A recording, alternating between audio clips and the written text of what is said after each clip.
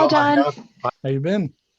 Not bad, not bad. I got to tell you, is when I read through what you had in that email about suggestions, I started thinking back to those early days and I started just shaking. What I can remember most about the experience in terms of someone giving me advice was I didn't really get any. It sounds like you didn't have like a quote unquote mentor or anything like that, but did you do anything different when you were on the other side of it to try and be a mentor or? Yes.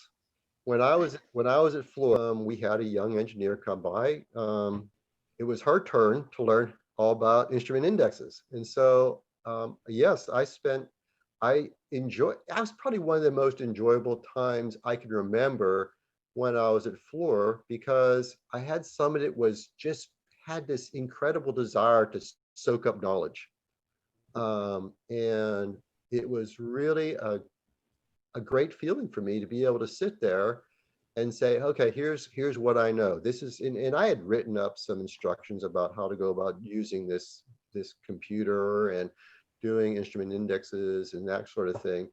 And she actually read through that and was able to make comments about, well, what does this mean? Could you be more clear about what this means? And she helped me even then make it better.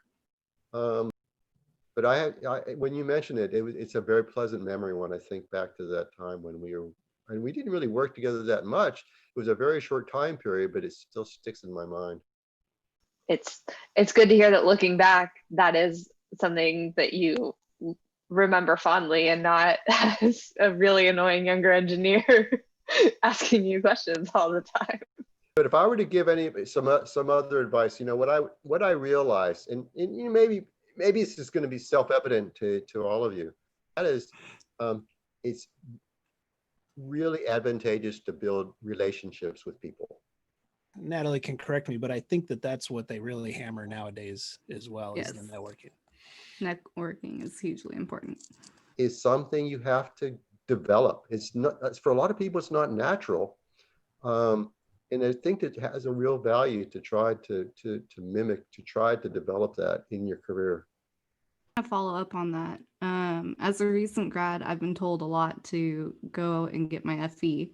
I was wondering if you ended up getting your FE or PE and how that might have impacted your career. I got a PE. Okay.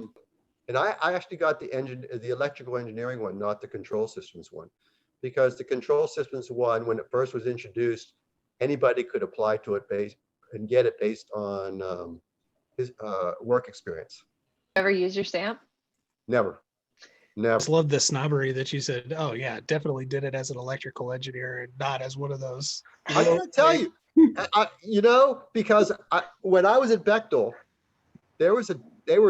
control system PE was a dime a dozen. I mean, if you got that, it was like, oh yeah, sure. You just did because you've been a control systems engineer for a while. You didn't really work or show anything that you have any capability.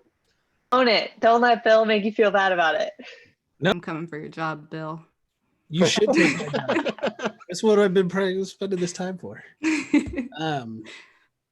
Yeah.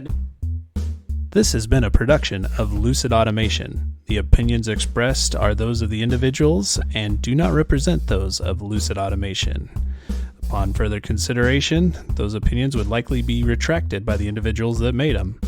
All opinions are to be considered for entertainment purposes only and should, under no circumstances, be considered professional engineering advice.